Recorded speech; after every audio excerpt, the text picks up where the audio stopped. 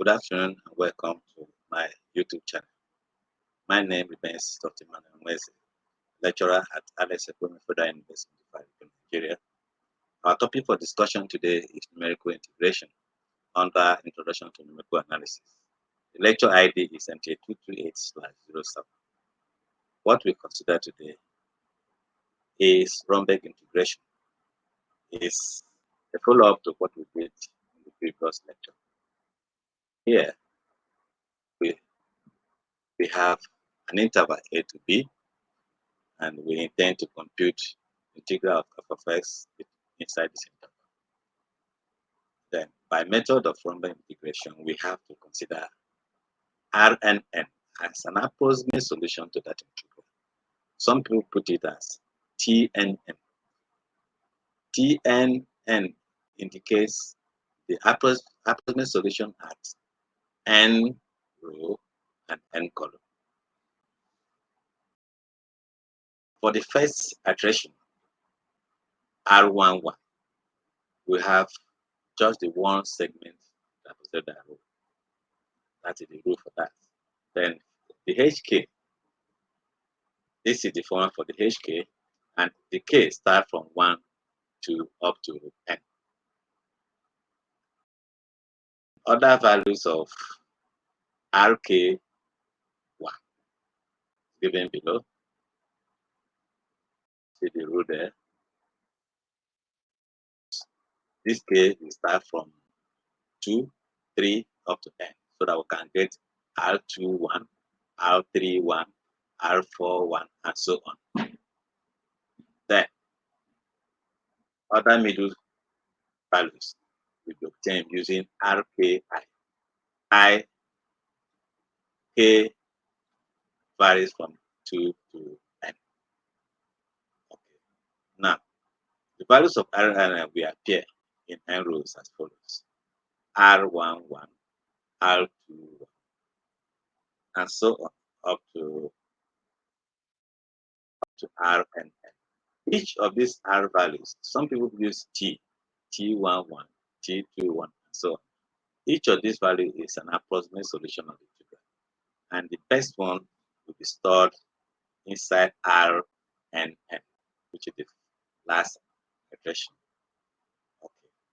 We note that increasing the value of n increases the accuracy of the scale. The manual computation is quite tasky when n is large. I recommend Computational notebook for such computations. Let's look at some examples. Example 1. We want to use Romberg integration technique with 3 rows to compute the integral of 1 over 1 plus x dx from 0 to 2. Of course, we know that the sole solution of this will be given as ln of 1 plus x running from 0 to 2. Let us see what we get. With 2 different rows. So let's look at our example 1 first. Now, f of s is 1 over 1 plus x. We need to compute the values of R11 up to R33. N is 3, A is 0, and B is 2.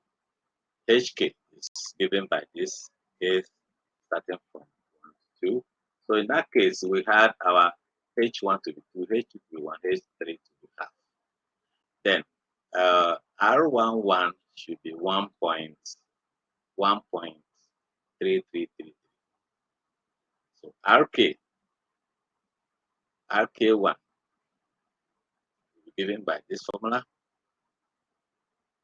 STC is starting from 3, 2, and 3. Of course, it will stop at 3. So we just wanted 3. So R21 is given by this value. R31 is given by this value.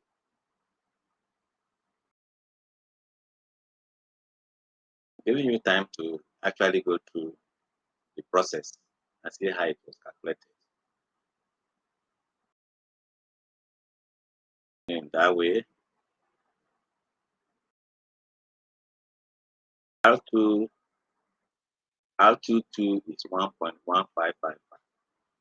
R32 is 1.113. Solution is decreasing. R33 is 1.11266, which is a bit close to the exact solution. But if we increase the value of n, then we expect to see a better solution.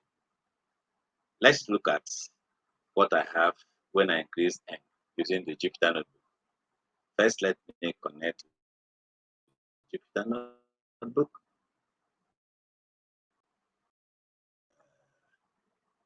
Jupyter notebook.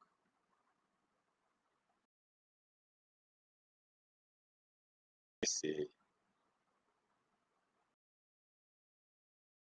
Jupyter notebook. Sorry, coming.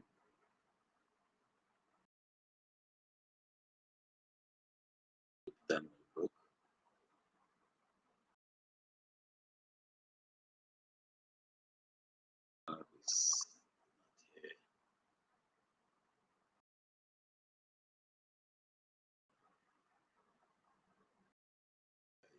You.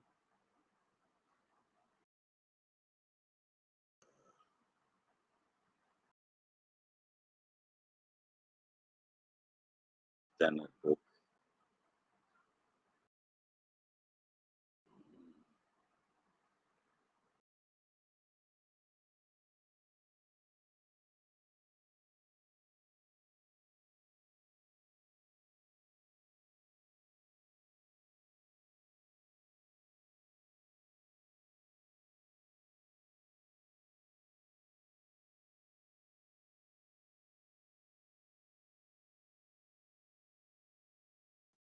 I'm there now. Jupyter notebook. Sorry for the time wasted. We now get scheme, Romberg scheme, and then you define your f of x. Let's define our f of x. One of x is our values. A is 0, B is 2, N is 3. Then look at what we have here. Look at it carefully. This code describe what we had previously.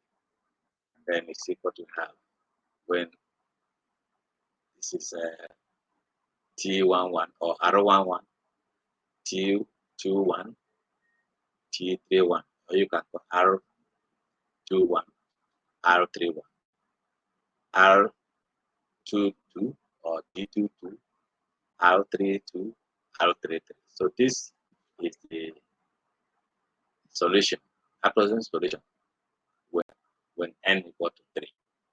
Let us increase n to 15 and see what we have. N equal to 15.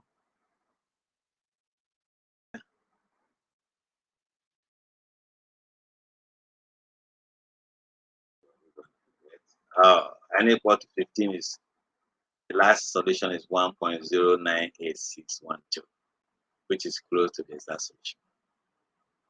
Thank you for your patience.